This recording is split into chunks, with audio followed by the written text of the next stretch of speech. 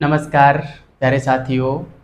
आज हम बात करेंगे कोटा यूनिवर्सिटी में पीएचडी प्रवेश 2025 को लेकर जो साक्षात्कार होने हैं उसके बारे में।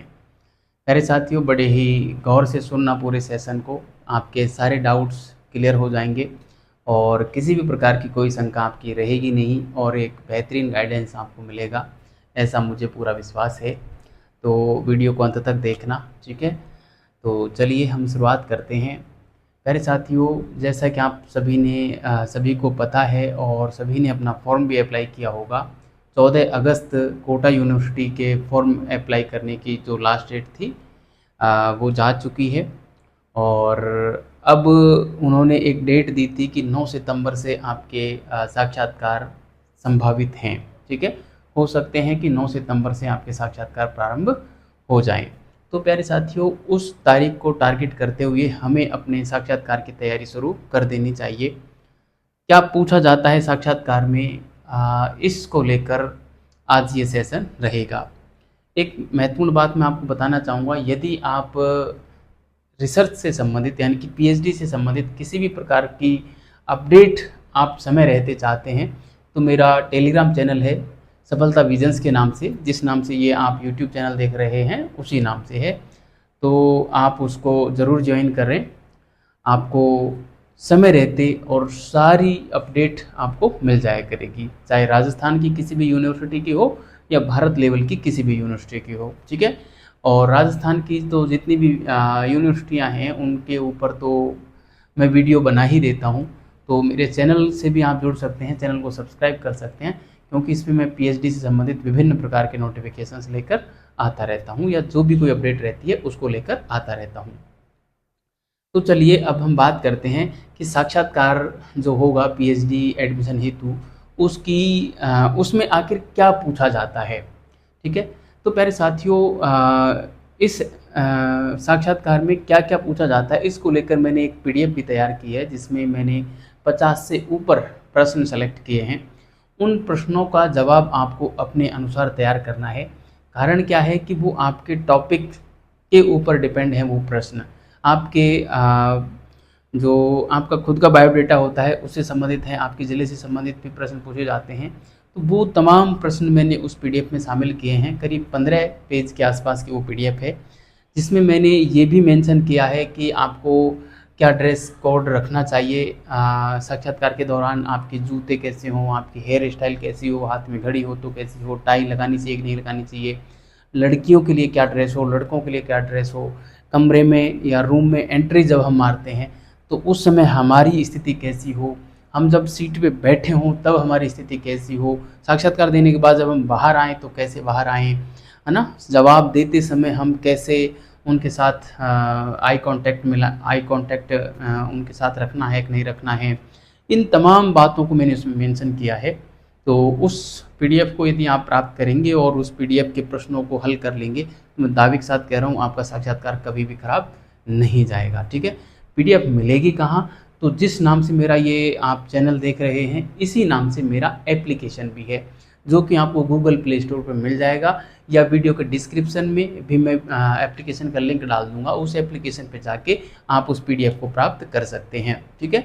अब आते हैं सीधे इस सेशन पे, क्योंकि इस सेशन में भी मैं आपको वो महत्वपूर्ण बातें, वो महत्वपूर्ण प्रश्न बताने वाला हूँ जिनका आंसर यदि आप तैयार कर लेते हैं तो आपका साक्षात्कार किसी भी कंडीशन में खराब नहीं होगा। चलिए शुरुआत करते हैं। देखिए प्यारे साथियों, पीएचडी का जो इंटरव्यू होता है ना, वो 2 पार्टों में बटा हुआ रहता है। पहला पार्ट तो होता है आपके परिचय को लेकर और दूसरा पार्ट रहता है आपके टॉपिक को लेकर, जो आपका शोध का जो टॉपिक रहने वाला है, यानी कि पीएचडी में जिस टॉपिक पे आप रिसर्च करने वाले हैं उसके ऊपर, ठीक है। आपके परिचय से संबंधित सामान्य प्रश्न पूछे जाते हैं, जैसे आपका नाम, आपका जिला वगैरह, और ये भी आप बताना चाहो तो बताओ, वरना आप सीधे आपकी जो क्वालिफिकेशन है उसके बारे में जिक्र कर सकते हैं। तो 10th 12th graduation, post graduation, net, इनके बारे में आपको पता होना चाहिए। इसमें आपको कितने मार्क्स में से कितने मार्क्स मिले, कितनी प्रतिशत बनी, आपके रोल नंबर भी आपको पता होने चाहिए, कब कब आपने ये एग्ज़ाम में पास की, किस यूनिवर्सिटी और कॉलेज स्कूल से पास की, ये आपको पता होना चाहिए। और यदि उन स्कूल, कॉलेज और यूनिवर्सिटी जिन शहरों में हैं उनकी कोई विशिष्ट विशेषता रही है तो वो भी आपको पता होनी चाहिए। और सबसे महत्वपूर्ण आपके मास्टर के जो पेपर हैं वो आपको पता होने चाहिए। मास्टर्स के पेपर में कौन से में हाईएस्ट मार्क्स आए थे, कौन से में सबसे कम मार्क्स आए थे, ये चीज़ आपको पता रहनी चाहिए, क्योंकि ये भी वो पूछते हैं, अक्सर पूछते हैं। परिचय से बस इतना ही सवाल बनता है।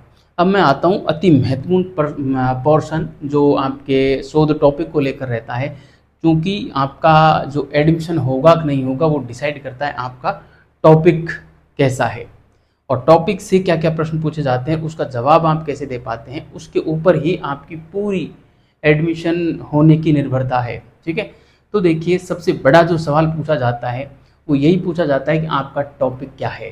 ठीक है, तो आप जैसे ही टॉपिक बताएंगे तो फिर वो दूसरा प्रश्न आपसे ये करेंगे कि आपके इस टॉपिक की समस्या क्या है ना। समस्या का चयन ये सबसे महत्वपूर्ण प्रश्न है। टॉपिक तो कोई भी सेलेक्ट कर लेता है, टॉपिक सेलेक्ट करने में दिक्कत नहीं आती, दिक्कत आती है कि उस टॉपिक के अंदर समस्या क्या है ना। भाई शोध करने के लिए जो पहला चरण है ना, वो पहला चरण है शोध समस्या का चयन करना। आपको आपके पाठ्यक्रम से जो आपका जो सब्जेक्ट है, जिस भी सब्जेक्ट से आप हैं, Hindi, history, political science, geography, जो भी आपका सब्जेक्ट है, उस सब्जेक्ट में से आपको समस्या का चयन करना पड़ता है। ठीक है, वो समस्या ही आपकी शोध समस्या कहलाती है।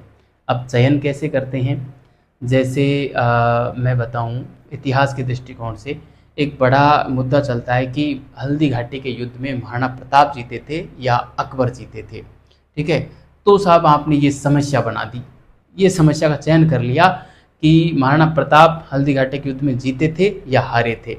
इसके ऊपर आप रिसर्च करना चाहते हैं, ये जानना चाहते हैं, ये समस्या है आपकी कि वास्तव में हल्दी घाटी के युद्ध में कौन जीता था। ये एक प्रश्न है आपका। अब इस प्रश्न का समाधान ढूंढना है आपको।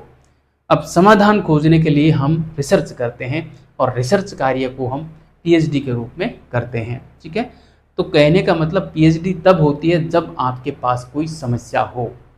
तो सबसे पहले आपको आपके टॉपिक के अंदर से समस्या का चयन करना पड़ता है। ठीक है, जैसे ही आपने चयन कर लिया, मान लो आपने चयन कर लिया और अब आपके गाइड को बता दिया, सॉरी जो इंटरव्यू लेने वाले हैं उनको बता दिया कि सर ये समस्या है, तो उस समस्या से संबंधित अब तक जो शोध हो चुका है उसके बारे में पूछेंगे। फिर आपसे ये कहेंगे कि अच्छा ये टॉपिक है, मान लो हमने हल्दी घाटी युद्ध का ही बता दिया कि हल्दी घाटी युद्ध में कौन जीता था, सर ये हमारी एक समस्या है। तो फिर वो कहेंगे कि भाई इसके ऊपर तो बहुत सारा शोध हो चुका है, आप बताइए आपसे पहले क्या क्या शोध हो चुका है। तो फिर आपको वो शोध बताना पड़ता है ना, जिसको हम रिव्यू ऑफ रिलेटेड लिटरेचर बोलते हैं, साहित्य समीक्षा बोलते हैं। ठीक है, उसमें वो सारा विवरण देना होता है जो आपके टॉपिक से संबंधित अब से पहले शोध हो चुका है। ठीक है, अब वो सारा विवरण देने के बाद भी यदि समस्या बनी हुई है तो फिर वो आपसे पूछेंगे कि अच्छा आप इसमें क्या नया ऐड करना चाहते हैं, है ना, सॉरी आप नया ऐड क्या करना चाहते हैं। इसका मतलब है कि वो आपकी हाइपोथेसिस पूछना चाह रहे हैं, आपकी जो परिकल्पना है वो पूछना चाह रहे हैं। परिकल्पना क्या होती है प्यारे साथियों, परिकल्पना होती है कल्पनाओं से वास्तविकता की ओर जाना, है ना। यानी कि हम ये कल्पना करते हैं टॉपिक का चयन करते समय कि हमारा शोध वहाँ तक जा सकता है ना। जैसे अभी मैंने बताया कि हल्दी घाटी युद्ध में कौन जीता था, ये हमारी एक समस्या है, और अभी हम कल्पना कर रहे हैं कि संभवतः हल्दी घाटी के युद्ध में महाराणा प्रताप विजयी हुए थे। ये हमारी हाइपोथेसिस है, परिकल्पना है। अब वास्तव में हल्दी घाटी युद्ध में महाराणा प्रताप जीते थे या नहीं जीते थे, इस बात की प्रामाणिकता को हम चेक करेंगे। यानी कि हमने परिकल्पना कर ली कि महाराणा प्रताप जीते थे, ठीक है, ये हमने परिकल्पना की। अब इस बात को हम सिद्ध करेंगे प्रमाणों के माध्यम से, है ना। और प्रमाणों के माध्यम से अब ये बात सही भी साबित हो सकती है, गलत भी साबित हो सकती है। तो जिस तरीके से हम इस तथ्य की प्रामाणिकता को जांचेंगे, उस प्रक्रिया को कहते हैं हम रिसर्च मेथोडोलॉजी, अर्थात शोध प्रविधि, है ना। तो आपने जब आपकी हाइपोथेसिस बता दी कि हल्दी घाटी के युद्ध, आपने ये बताया कि सर हल्दी घाटी के युद्ध में महाराणा प्रताप जीते थे, ये शायद जीते थे, ये हमारी क्या है, हाइपोथेसिस है, परिकल्पना है। तो फिर वो आपसे कहेंगे कि इस बात को आप कैसे सिद्ध करेंगे। तो ये कैसे सिद्ध करेंगे, ये होती है आपकी रिसर्च मेथोडोलॉजी। ठीक है, तो फिर आपसे पूछेंगे किस रिसर्च मेथोडोलॉजी का प्रयोग करोगे, यानी कि शोध विधि क्या होगी, तो फिर आप कहोगे वहाँ पे सर विश्लेषणात्मक विधि अपनाएंगे हम मुगलों के पक्ष से जो इतिहास लिखा गया उसको भी पढ़ेंगे और प्रताप की तरफ से जो इतिहास लिखा गया उसको भी पढ़ेंगे, दोनों का विश्लेषण करेंगे, विभिन्न सारे स्रोतों का अध्ययन करने के बाद हम जो निष्कर्ष है उसको हम बिल्कुल एकदम तटस्थ रहते हुए निकालेंगे ताकि हम सत्य तक पहुंच सकें। इस प्रकार का जवाब आप दे सकते हैं, किसके लिए, शोध विधि के लिए। अब आपने इस प्रकार शोध विधि बता दी, तो फिर आपसे पूछेंगे अच्छा अभी जैसे आपने ये नाम लिया कि हम विभिन्न स्रोतों के माध्यम से और इस तथ्य की प्रामाणिकता को जांचेंगे, तो ये स्रोत क्या होते हैं, कितने प्रकार के होते हैं, तो एक प्रश्न ये बन सकता है आपसे। ठीक है, तो स्रोत के बारे में आपको पता होना चाहिए।